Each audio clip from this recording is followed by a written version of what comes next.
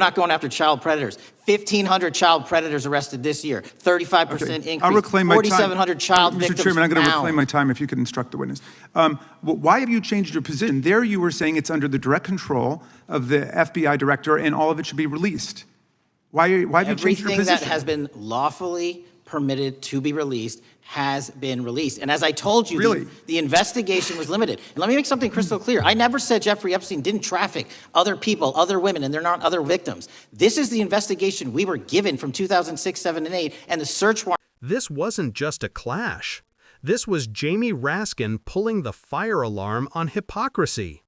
Patel built his whole brand on exposing Epstein's network, accusing the FBI of shielding predators and demanding transparency. But when Raskin confronted him with his own words, Patel suddenly discovered legal limits, incomplete sentences, and selective amnesia. The man who once yelled, "Put on your big boy pants," couldn't even finish a sentence under pressure. Yields back. Gentleman from Maryland is recognized. Thank you kindly, Mr. Chairman. Director Patel, before you joined the FBI, you railed against it for covering up Jeffrey Epstein's human trafficking ring. Let me refresh your memory with this clip. It has Epstein's list. They're sitting on it.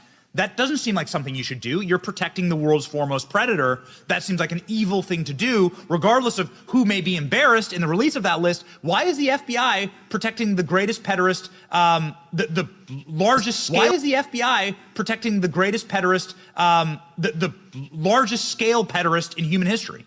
Simple, because of who's on that list. So you finished that December 2023 interview with a challenge to the FBI and harsh words for Republicans in Congress for not getting the Epstein files out to the public. You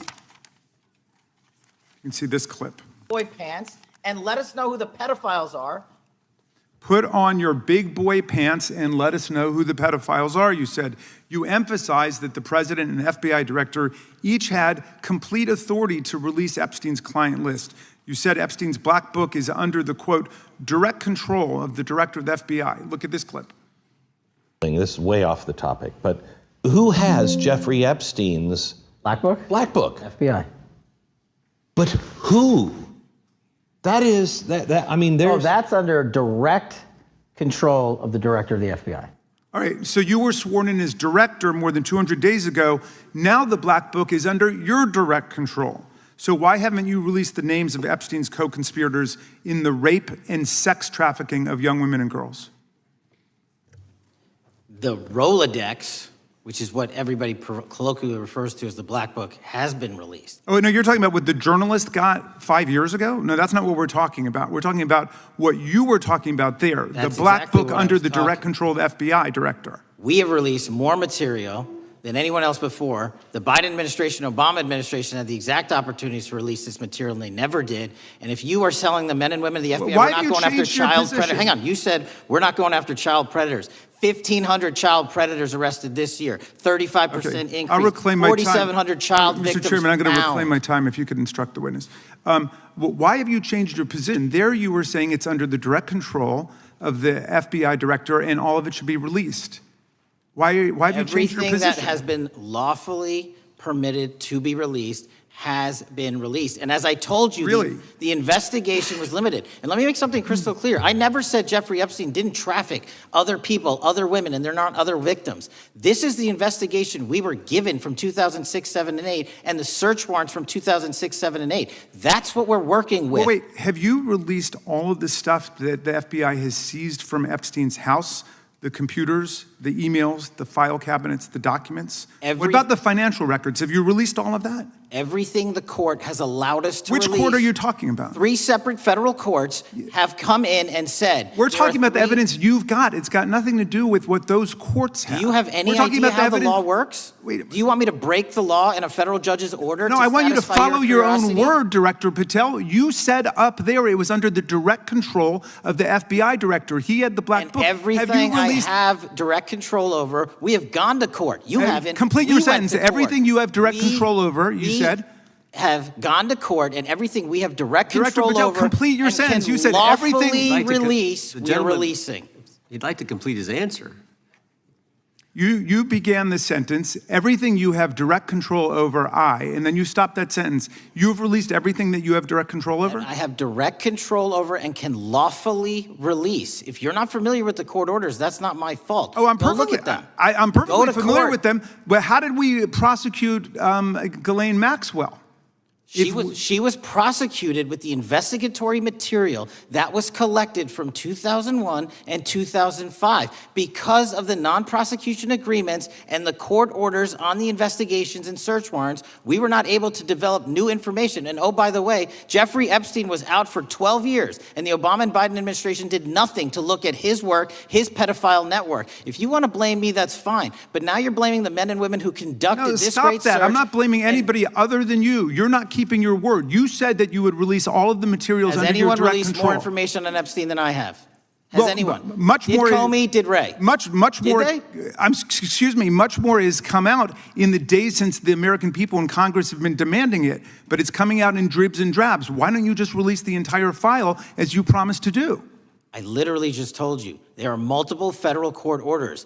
I'm not going to break the law to satisfy your curiosity. You didn't join us when we filed court to release the court orders. You could have. You have lawyers. You could have shown up. You didn't do that. That's a tiny fraction of the material we're talking about. That is not. It is a tiny fraction. How do you know that? Have you seen everything? It's all misdirection. How do you know The time that? of the gentleman has expired. The gentleman from California. This exchange between Jamie Raskin and Kash Patel is one of those rare political moments where the mask slips, where the loudest voices demanding transparency suddenly discover the value of secrecy the moment they hold authority. And that's what makes this clash so important. It's not just about Epstein, not just about a black book, and not even just about Patel. It's about how power behaves once it becomes the thing it once criticized. Raskin dismantles Patel not with insults, but with Patel's own past bravado. Patel wasn't whispering these claims, he was shouting them. He accused the FBI of protecting predators. He accused Republicans of cowardice. He said the director had the full power to release Epstein's client network. He called for big boy pants. He claimed the black book was directly under the FBI director's control. And he insisted that the names, the powerful names tied to Epstein's trafficking pipeline, should be immediately exposed. These weren't casual offhand comments. These were defining statements meant to build Patel's brand as a warrior against deep state cover-ups. But now, when Raskin asks him to stand by those words, Patel collapses into evasions, partial sentences, and bureaucratic shields. Suddenly, it's about courts, limitations, legal constraints, ongoing matters, search warrant boundaries. Suddenly, the man who said the director had total authority is claiming his hands are tied. This discrepancy isn't a technicality. It goes to the heart of how America handles elite wrongdoing. Epstein wasn't operating alone, and everyone knows it. The public has been fed fragments for years, partial documents, redacted pages, drips of information rather than the full picture. And that is exactly what Raskin is confronting here, not just Patel's reversal, but the long-standing pattern of institutions protecting the powerful at the expense of accountability. What makes this moment so charged is that Patel tries to reframe it as an attack on the men and women of the FBI. That's a classic deflection. No one is criticizing agents fighting child exploitation. The criticism is aimed at the leadership decisions, the political calculations, and the selective transparency that seem to change depending on whose reputation is at stake. When Patel leans on the number of predators arrested this year, Raskin brings him right back. This isn't about generic enforcement. This is about a very specific, very powerful network that has never been fully exposed. And notice how Patel attempts to hide behind the investigations of 2006 and 2008, the very era defined by sweetheart deals, non-prosecution agreements, and extraordinary protections for Epstein and whoever enabled him. Raskin's point is that these old constraints should not determine what can be released today. The argument that we're bound by what was done 20 years ago only highlights how deeply entrenched the protection of status and influence has been. What makes this segment so educational is the broader lesson beneath it. The American public keeps being told that elite misconduct is too complicated to reveal, too sensitive to expose, too legally restricted to share. Yet somehow, it never seems too restricted to protect. And when someone like Patel, who built a reputation on demanding full transparency, suddenly shifts into institutional defender mode when he's the one with the power, it reinforces the idea that the system itself is designed to insulate certain people, not to inform the public. This moment is a reminder that real accountability doesn't come from rhetoric, it comes from action.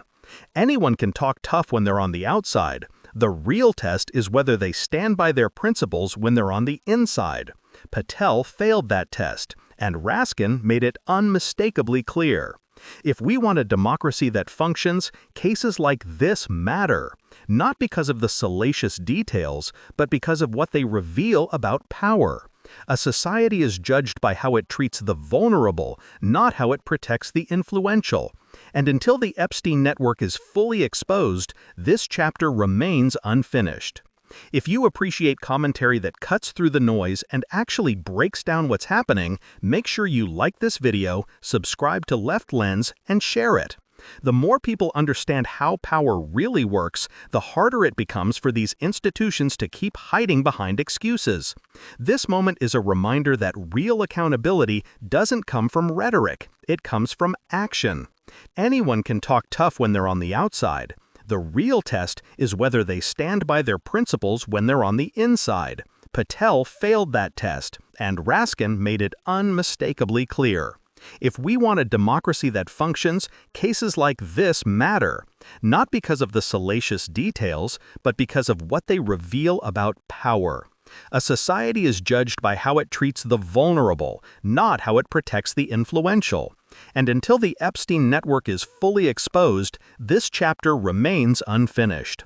If you appreciate commentary that cuts through the noise and actually breaks down what's happening, not just what was said, make sure you like this video, subscribe to Left Lens, and share it.